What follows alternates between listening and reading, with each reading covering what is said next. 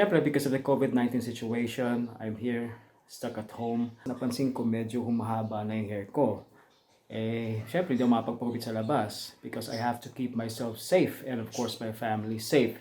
So, I will be attempting to cut my hair for the first time. Here are the things that I need to use. I'll be using a razor, of course, with an adapter to cut my sides and back. I need a pair of scissors and a comb para i-trim yung taas, yung top part ng hair ko. And lastly, I need a mirror para makita yung likod ko habang ginugupitan, which I'll show you later kung paano. Hello Kitty pa.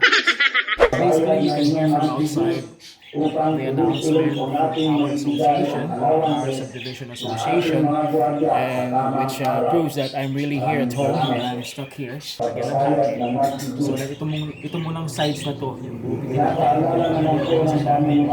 And of course, we have to fix the other side as well. Okay, so let's do this first.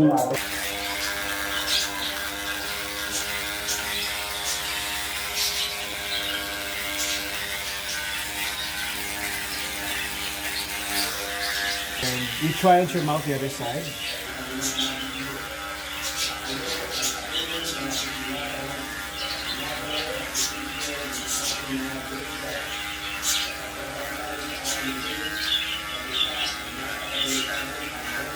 Actually, it's a process. You have to be careful at kailangan medyo matyaga ka lang sa ginagawa mong to. This is where I forgot. Make sure na meron kayong pamunas o pampagpag ng excess hair.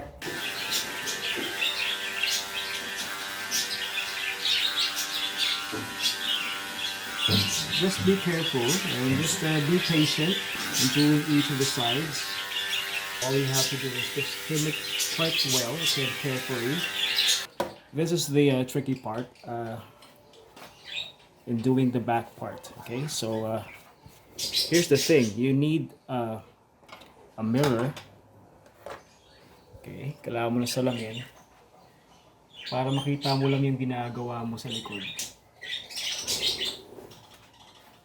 Okay, so basically what you want to do is take a look at what you're doing.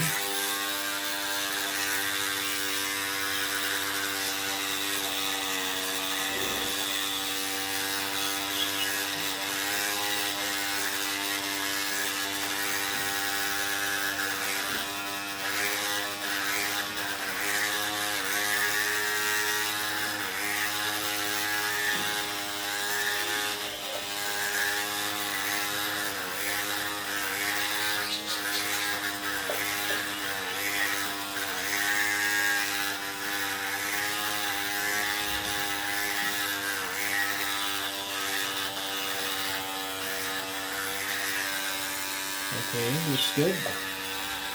It takes a little getting used to. So, okay, there you go. Okay, that's a little good. You go on to the other side.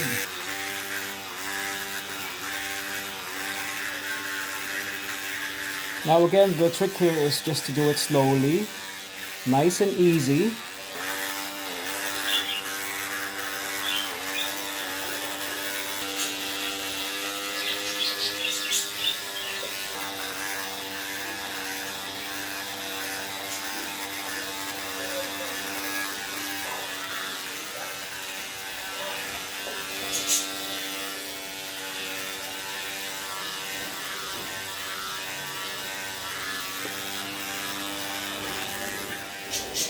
Okay, so comb your hair a little.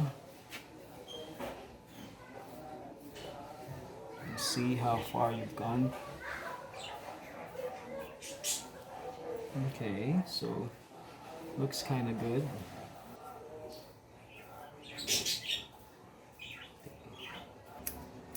Okay, trim a little.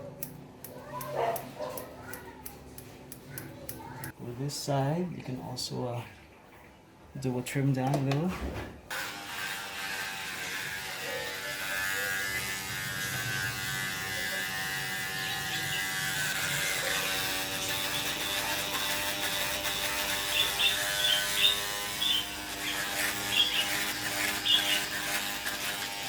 So next you have to wet the top of your hair. Then do layers of these. Okay. Put it to stand.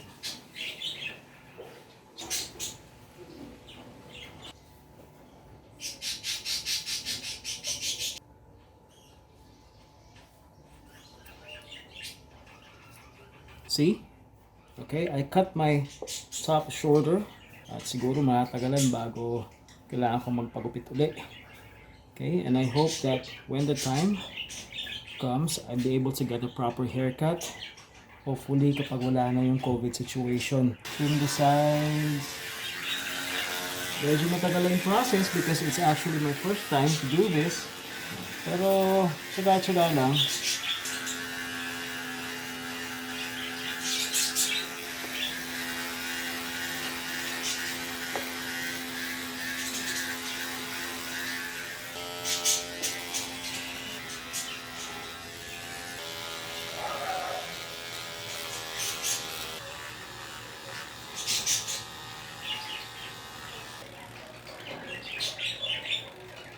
Okay, so there. Oh, di ba?